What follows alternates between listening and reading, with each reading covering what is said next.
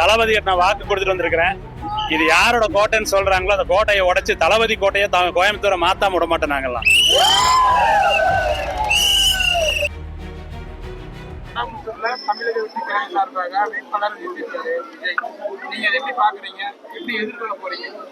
இது ஒரு பயங்கரமான நம்ம அதிமுகவோட கோட்டைன்னு சொல்லிட்டு இருக்காங்க.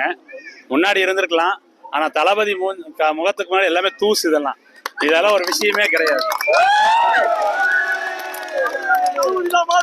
தளபதி நான் வாக்கு கொடுத்துட்டு வந்திருக்கிறேன். இது யாரோட கோட்டைன்னு சொல்றாங்களோ அந்த கோட்டையை உடைச்சு தளபதி கோட்டையை கோயம்புத்தூரை மாத்தாம விட மாட்டோம் நாங்கெல்லாம். மக்களுக்கு நீங்க என்ன பண்ணணும்னு நினைக்கிறீங்க? 15 வருஷமா நான் சின்ன வயசுல இருந்து பிறந்து வளர்ந்ததுல இங்க ஏரியால தான். நான் பல வருஷம் பார்த்துட்டு இருக்கிறேன். இங்க ஓட்டு வீடா தான் இருக்குது.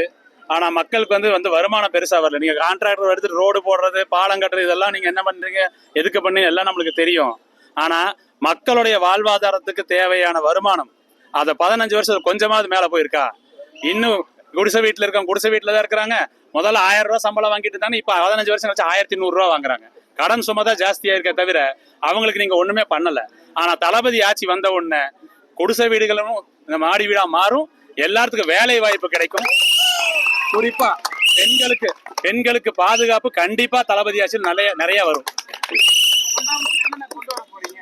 புதிய வேலை வாய்ப்பு திட்டங்கள் நிறைய கொண்டு வர போறோம்.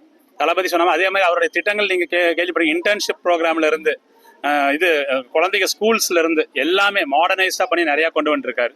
அந்த திட்டங்கள் எல்லாமே செயல்படுத்தும். ஊழல் இல்லாத ஆட்சி இருந்தாலே இது எல்லாமே நடக்கும்.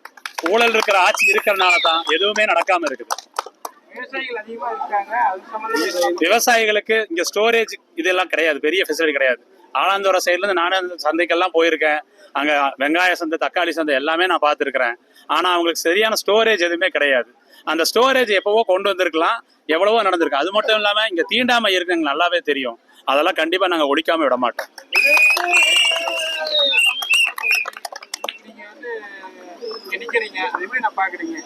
அது நான் பெரிய விஷயமா பார்க்கல. எங்களுக்கு ஆயிரக்கணக்கான தொண்டர்கள் இருக்காங்க. அவங்களுக்கு 300 ரூபாய் காசு கொடுத்தா தான் வருவாங்க. நம்மளுக்கு அப்படியெல்லாம் கிடையாதுங்க.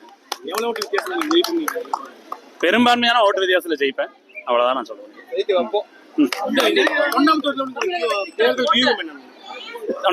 நாங்க வீடு டோர் கேன்வாஸ் போகிறோம். தளபதியோடைய திட்டங்களை எல்லாமே எடுத்து நாங்க சொல்ல போறோம்.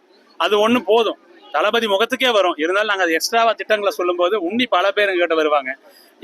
நான் இது வரைக்கும் என்னுடைய 30 வருஷ அரசியல் வாழ்க்கையில மனசார பேர ஜனங்களை நான் இப்பதான் பாக்குறேன். எல்லாரும் மனசார வெல்கம் பண்றாங்க. கண்டிப்பா எல்லாத்துக்கும் நல்ல காலம் தான் இருக்கும். இனிமேல் தளபதி ஆட்சி வந்து எல்லாரும் நல்லா இருக்கும். தொகுதியில இளைஞர்களுடைய வரவேற்பு ரொம்ப நீங்க இப்பவே சுத்தி இருந்தா பாருங்க, இளைஞர்கள் ரொம்ப ஜாஸ்தியா இருக்காங்க. பெரியவர்கள் அவங்களால வர முடியல, வந்துருவாங்க. அவங்க இந்த வெயிலுக்கு வராம இருக்கிறாங்க. ஆனா வீட்டுக்கு போகும்போது எல்லாருமே வந்து சொல்றாங்க, இத்தனை வருஷமா நாங்க எங்கேயோ ஓட்டு போட்டோம், ஆனா இனிமேல் தளபதிக்காக நாங்க கண்டிப்பா போடுவோம் எல்லாருமே சொல்றாங்க. எப்ப நாமினேஷன் பண்றீங்க? எப்ப தேர்தல் பிரச்சாரம் ஆரம்பிக்கும்? 2ஆம் தேதியில இருந்து நாமினேஷன் பண்ண பாத்துருக்கேன். 2ஆம் தேதி இல்லாட்டி 4ஆம் தேதி பண்ணுவோம். அப்புறம் தேர்தல் பிரச்சாரம் ஸ்டார்ட் பண்ணிடுவோம். செய்திகளை உடனுக்குடன் தெரிந்து கொள்ள கீழ்கண்ட கேபிள் மற்றும் டிடிஹெச் நெட்வொர்க்குகளில் எம்நாடு செய்தி தொலைக்காட்சியை காணுங்கள். பாதகம் செய்பவரை கண்டால் நாம் பயம் கொள்ளலாகாது பாப்பா. மோதி மிதித்து விடு பாப்பா, அவர் முகத்தில் உமிழ்ந்து விடு பாப்பா. அண்மை செய்திகளை உடனுக்குடன் தெரிந்து கொள்ள இணைந்திருங்கள் எம்நாடு தொலைக்காட்சியுடன்.